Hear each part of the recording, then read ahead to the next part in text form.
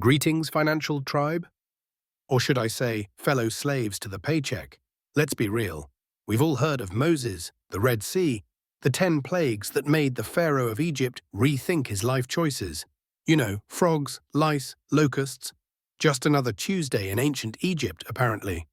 But what if I told you that we, right here in the 21st century with our smartphones and $5 coffees, face our own plagues? Silent, insidious plagues that attack the jugular of our bank account directly. Today, my dear brothers and sisters in the financial struggle, we're going to unmask the 7 modern financial plagues. Those little and not so little calamities that, without us realizing it, are turning us into the pharaoh, but of our own economic ruin. And most importantly, we'll see how to invoke the power of, well, not an Egyptian god, but of common sense and a little ancestral wisdom, with biblical winks, of course, to free ourselves. So grab your staff, your debit card, carefully, and prepare for the exodus from debt. Plague 1, the invasion of the leaping frogs, of forgotten subscriptions. Remember the plague of frogs? They got into everything, even the Pharaoh's soup. Annoying, omnipresent, croaking non-stop. Well, meet their spiritual descendants, forgotten subscriptions. Oh yes, that 7-day free trial for the meditation app with whale sounds you used once. That virtual gym you promised to join on Monday. 6 months ago, that streaming platform you only watch for one series that already ended. They're like little digital frogs croaking silently on your bank statement each month. Buy me, renew me, pay me even if you don't use me, and you, modern pharaoh, don't even notice. You add one here, another there, $7 here, $12 there, and by the end of the year, you could have funded a small expedition to Sinai with all that money. Congratulations, you're an involuntary patron of digital capitalism, a collector of phantom auto debits. The solution? We need a financial Moses. It's time to do like him with his staff. Part the waters of your recurring expenses.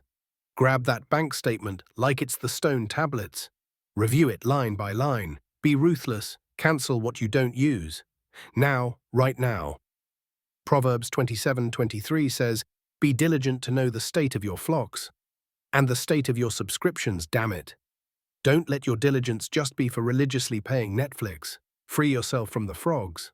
Plague 2, the insidious lice of social comparison. The third plague was lice, tiny, irritating. They got everywhere and made people scratch themselves into a frenzy. Sound familiar?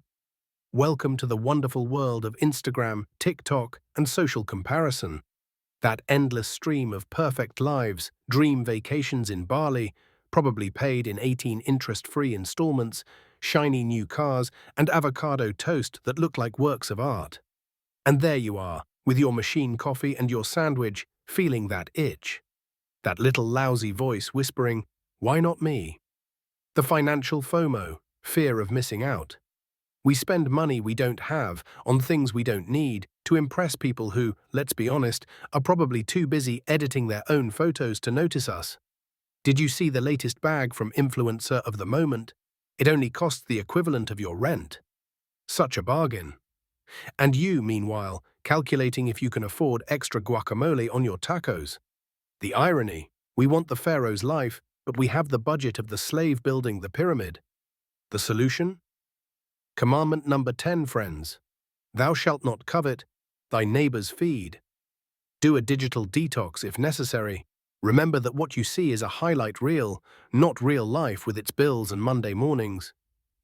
Focus on your own plan, on your own financial promised land. Does God's plan for you include going into debt up to your eyeballs for sneakers that glow in the dark? I doubt it. Let's scratch that comparative itch and focus on our own stuff. Plague 3, the locust cloud of the impulse click. Ah, the locusts, a voracious cloud that devoured every crop in its path. They left nothing. And what's our modern equivalent? The damn Buy Now button with a single click, especially at 3 a.m. when your willpower is vacationing by the Red Sea. Amazon, AliExpress, Shine, online stores with flash sales lasting 10 minutes. They're minefields for your wallet. A targeted ad, thanks, spy algorithm. A moment of boredom, a little emotional dip, and zap. Your finger, possessed by the spirit of the consumer locust, clicks, and another useless but irresistibly cheap thing is on its way to your house. Congratulations. You just acquired, look at an imaginary list, a monkey-shaped banana slicer, a set of LED lights for the toilet, and an annual subscription for socks with alpaca drawings. Basic needs covered. Meanwhile, your savings account looks like the desert after the plague passed through. The divine solution: patience and reflection.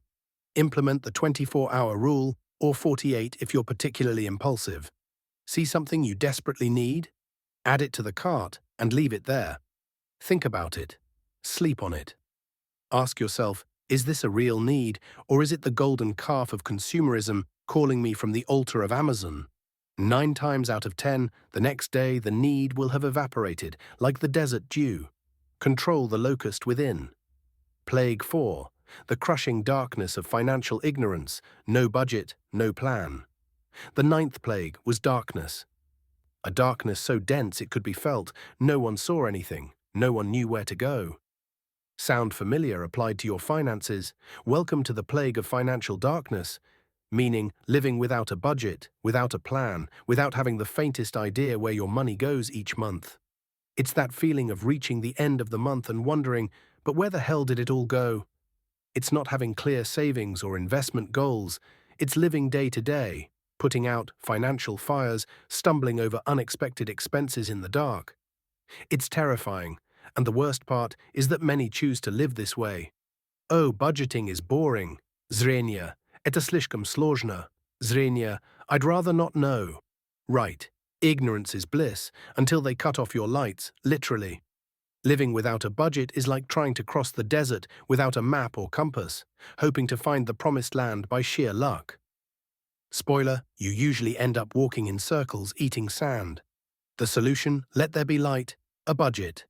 It doesn't have to be a complicated hieroglyph, a simple spreadsheet, an app. Even the old envelope system can work. The important thing is to know how much comes in, how much goes out, and where it's going. Proverbs speaks of wisdom that lights the path. Well, light up your finances, man, just woman of God. A budget is your lamp in the financial darkness. Light it up. Plague 5. The virulent pestilence of easy credit and accumulated debt. Let's talk about the pestilence, the plague that affected the livestock. A contagious and devastating disease. Its modern equivalent is stealthy, but just as lethal. The pestilence of easy credit and the debt that piles up. Plastic money, pre-approved loans, the buy now, pay later, with interest rates that would make Pharaoh weep.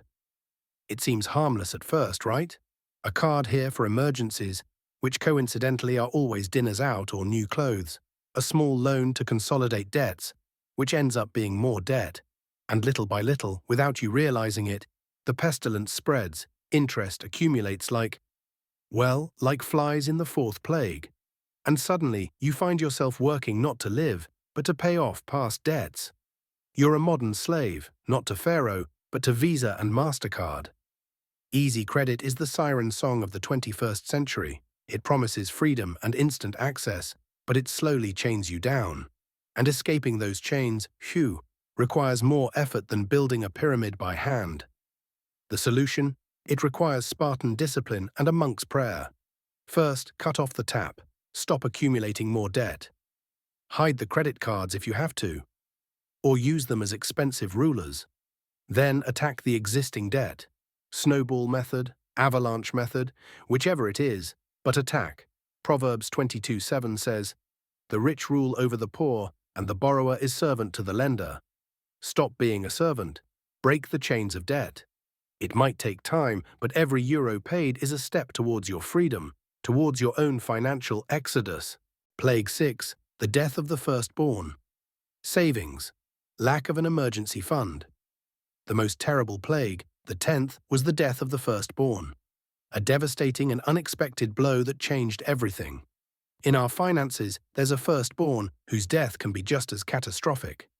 The emergency fund, or rather, the lack of it. That safety net, that money put aside for when life decides to throw you a curveball or an unexpected plague. The car breaks down, you lose your job. The water heater decides to become a fountain. Stuff happens. And if you don't have an emergency fund, what happens? Exactly. You have to resort to Plague 5, debt, or sell your firstborns, your possessions or investments, at fire sale prices. One disaster calls another. Many think saving is for later. Live first. Sure, live on the edge, until the edge bites you in the butt. Not having an emergency fund is like going into battle without a shield, hoping the enemy's unexpected expenses show mercy. Spoiler, they don't. The solution? Start building your ark. I mean your fund. Even if it's little by little, $10 a week, $50 a month, whatever you can. Automate it if possible. The goal is usually to have 3 to 6 months of basic expenses covered. Joseph in Egypt stored grain during the years of plenty for the years of famine. Be like Joseph. Prepare your financial granary for when the unexpected lean years come. Protect your firstborn. Savings. Plague 7. The ulcers of financial stress and extreme stinginess. The 6th plague was ulcers, painful and annoying. And there's a modern ulcer that affects many, regardless of how much they earn. Chronic financial stress. The constant worry about money, the insomnia thinking about bills, the anxiety that eats away inside. It's a silent plague, but it destroys quality of life. And sometimes, as a reaction or as a cause, a sub-plague emerges. Extreme stinginess. The fear of spending anything, living like a miser even if you have resources, not enjoying anything for fear of running out. It's the other extreme, but just as damaging. The Bible talks about managing well, not burying your talent or money out of fear. The solution? Seek balance. The tools against the other plagues, budget, plan, emergency fund, help enormously to reduce stress. And remember, money is a tool, not a god or a demon. Learn to use it wisely, yes, but also allow yourself to enjoy the fruits of your labor responsibly. Find financial peace. Don't get ulcers over this. The Financial Exodus, your liberation. Whew, quite the review of modern financial calamities, huh? But don't despair. You don't need the Red Sea to part to escape. Liberation is in your hands. You've seen the plagues, now you know the strategies to combat them. Exterminate the subscription frogs. Ignore the lice of social comparison. Curb the locusts of impulse buying. Illuminate the darkness with a budget. Fight the plague of debt. Protect your firstborn savings, the emergency fund. Soothe the ulcers of stress by seeking balance. Remember, the Bible teaches us about stewardship, wisely managing the resources entrusted to us.